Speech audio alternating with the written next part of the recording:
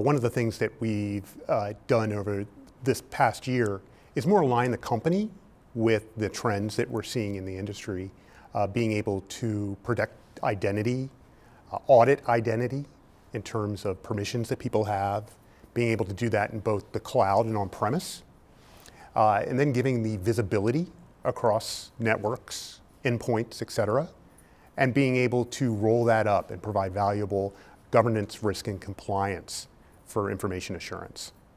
So advanced threats are attacks that are targeted just for you. So your average virus that's out there that you may get on a home computer, or that may be targeted at a mass audience, wouldn't be considered an advanced threat. An advanced threat is targeted by an adversary. They know who you are, they know what you do, and they have a very specific goal or target that they're going after. These attacks are very difficult to detect because they cannot be detected by traditional signatures. So the methodology with a signature is that I look at something that has occurred elsewhere, and then I write a pattern that can be recognized. If it is an advanced threat that is targeted, it hasn't been seen elsewhere, or the community that it's been targeted at is very limited. We see government agencies deal with advanced threats, critical infrastructure, healthcare, anywhere where there is data or information that an adversary wants.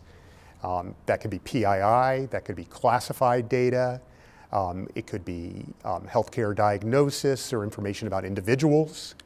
Good examples of targeted threats would be things like security clearance information with OPM or with the Anthem breach, healthcare information. RSA is heavily focused on the advanced threat and in expanding our portfolio there. With the NetWitness acquisition in 2011, we got a very powerful tool to give full visibility into a network. RSA has extended that tool to bring in packets, logs, endpoint, and NetFlow data. We're also looking at being able to detect threats with that data. A big data solution that probably doesn't require, or definitely doesn't require, a large infrastructure to support.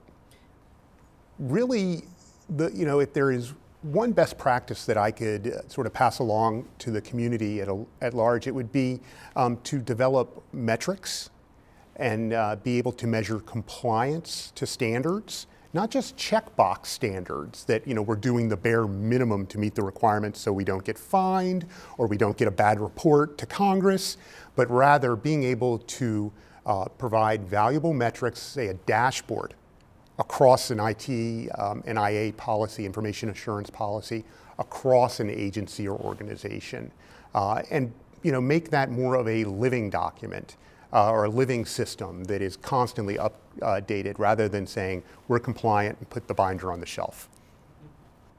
We work with a lot of customers across public agencies, government, healthcare, corporations, and we found in a lot of our work, especially in security response, that threat intelligence is vital.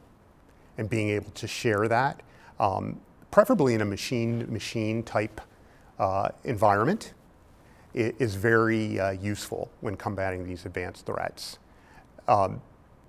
We generally, organizations will fail alone, but win when they work together. And that may sound a little corny, but in reality, this is a very complex threat. The adversaries work together. They have unlimited resources. Some say they are nation-state sponsored. And the only way that we can address them and be successful is to work together. In terms of implementing sharing of threat intelligence, the government, in terms of organizations like DHS, US CERT, has been pretty forward in sharing threat intelligence within the government agencies. Likewise, DoD has different capabilities aligned to share threat intelligence.